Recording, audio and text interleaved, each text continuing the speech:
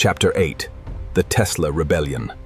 The City of Light became a city divided, split by an invisible line between the past. For months, the remnants of the old regime held the western districts, barricaded behind mountains of iron, coal, and superheated pressure. But the rebels of the Electric Alliance did not build barricades. They built networks, and their current was ready to flow. They didn't strike with brute force. They hijacked the infrastructure, preparing a shockwave that would paralyze the city's defenses. The Empire struck first. The Sky-Behemoth descended, a floating mountain of iron sent to incinerate the rebellion from above. Fire in the sky. The old regime unleashed the full, unyielding weight of their thermal arsenal, turning whole blocks into ash. Out of the burning ruins, the Alliance unleashed its vanguard, the Arc-Arachnids, automated hunters born of current and copper. They didn't march in lines. They can quét các đại lộ, climbing skyscrapers to execute a high-voltage ambush. Iron armor became a conducting cage. The current bypassed their shields, frying the hydraulic joints from the inside out. And then, the center of the grid awakened. The Eiffel Tower, rewired into 100,000. The tower spoke.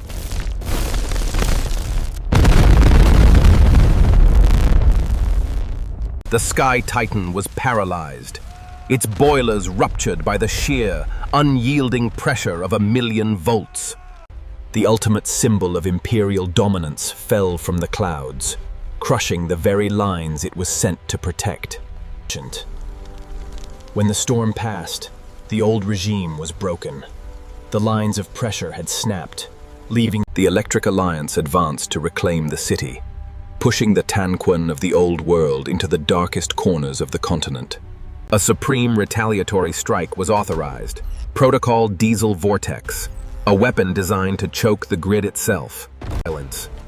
They were building a weapon of mass suppression, a machine capable of releasing a thick, carbon-heavy black smog, a weapon that did not fight with metal, but with pollution.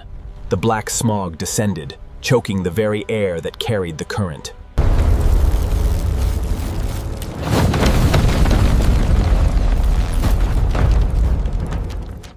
No one was prepared for this. The Alliance thought they had won the war of technology, but the Empire changed the rules. One by one, the nodes went dark. The brilliant network that Tesla built was being systematically strangled by an empire of soot. Through the blackout marched the iron cleansers, soldiers immune to the smoke, armed with the primal fury of combustion. Current could not breathe. Without clean air to insulate the arcs, the automated hunters became nothing but cold iron corpses. The central tower was suffocating. The lightning was fighting against a wall of pure pollution. The coils are overheating. The pressure is backlashing into our own grid. The perimeter is breached. The old regime's brutal machines closed in on the heart of the revolution. They think they can choke the light, but they forgot that current doesn't just travel through copper. It travels through our blood. If the sky belongs to the smoke, then the current will take the earth. Ground shock. 1,000,000 volts released directly through the bedrock, frying the entire Imperial front line in a single instant. The tanks exploded from within. The ground itself became the ultimate executioner of Rome's brutal legacy. The underground strike completely paralyzed the Imperial command. The carbon wave had failed to stop the current. When the sun broke through the soot, the rebellion had survived. The City of Light was scarred, but the current remained unbroken. Paris was liberated. The old regime's final chokehold had failed, and the current of the new world expanded across the borders. But as the capital celebrated, a deeper conflict was being manufactured in the east. A new alliance faction. A faction that did not want to share the grid. They wanted to control it. The Tesla rebellion was over, but the war for the skies had just begun. The first chapter of the electric revolution ends, and the race for supersonic dominance accelerates into the clouds. Will the network of peace survive the incoming shadow from the east, or will the sky burn? The age of current reaches its boiling point. Choose your faction in the comments below, the Western Alliance or the Eastern Volt Guard. Deep within the closed cities of the Ural Mountains, the Eastern Volt Guard built a weapon that could cross continents without ever refueling. A core powered by liquid mercury rectifiers, capable of generating an electromagnetic field that can deflect any conventional projectile. The hangar doors opened to the freezing night. The final sequence for global deployment was initiated.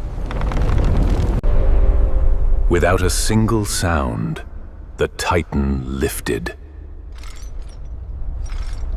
It entered the sky like a new god, moving toward the capitals of the West to claim absolute ownership of the global grid. The interception failed. The defensive shields of the Volga-Titan absorbed the current, turning their own weapons into useless static. My controls are locked. The Empire's shield is backlashing into my own engine core. I'm losing altitude. Total vaporization. A single strike of purple chemical plasma, erasing the defense forces from the sky. The western perimeter is clear. Advance the Armada to the coordinates of Paris. Prepare the primary grid shutdown sequence. But Paris was no longer safe. The shadow from the east was already arriving. A hostile energy wave surged through the bedrock, hijacking the very lines that the Alliance fought to liberate. The lights of the revolution went out. The Volga-Titan occupied the sky, transforming the cradle of freedom into a trapped cage of iron.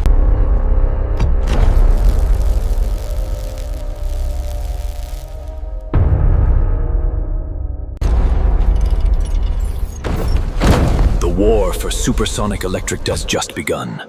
Choose your faction in the comments.